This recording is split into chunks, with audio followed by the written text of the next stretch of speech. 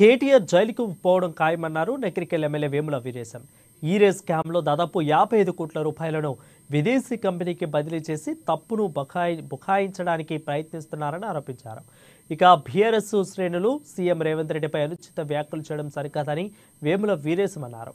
పదే పదే అబద్ధాన్ని గట్టిగా చెప్తే ప్రజలు నమ్ముతారని కేటీఆర్ హరీష్ రావు అనుకుంటే పొరపాటు పడినట్లేనని ఎద్దేవా చేశారు.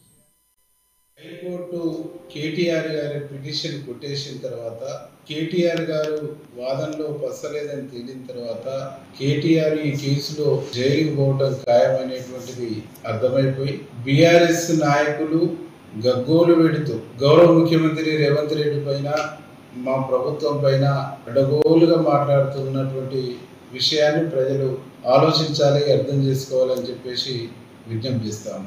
55 కోట్ల రూపాయలని విదేశీ సంస్థలకు బదిలీ చేసి విదేశీ కంపెనీలకు బదిలీ చేసేసి ఇది చట్టరీత్యా నేరమైనప్పటికీ చట్టరీత్యా ఇది తప్పైనప్పటికీ ఈ తప్పును బుకాయించడానికి ఈ తప్పును చర్చలోకి రాకుండా ఉండటానికి గౌరవ ముఖ్యమంత్రి రేవంత్ రెడ్డి గారు డైవర్షన్ పాలిటిక్స్ చేస్తుండు. 6 గ్యారెంటీలు అమలు చేయక ఈ అరెస్టులు అనేటువంటి కార్యక్రమం చేస్తుందని చెప్పేసి బీఆర్ఎస్ నాయకులు ఇలా మేము సూటిగా అడుగుతున్నాం. బీఆర్ఎస్ నాయకులు 55 కోట్ల రూపాయలు క్యాబినెట్ తీర్మానం లేకుండా ఎలాంటి జీవో లేకుండా నోటి మాట నేను బదిలీ చేసిందని చెప్పేసి అప్పుడు ఉన్నటువంటి ఐఏఎస్ అధికారి చాలా స్పష్టంగా చెప్తుంటే నోటి మాటగానే ప్రభుత్వ సొమ్ము, ప్రజల సొమ్ము, ప్రజాధనాన్ని 55 కోట్ల రూపాయలని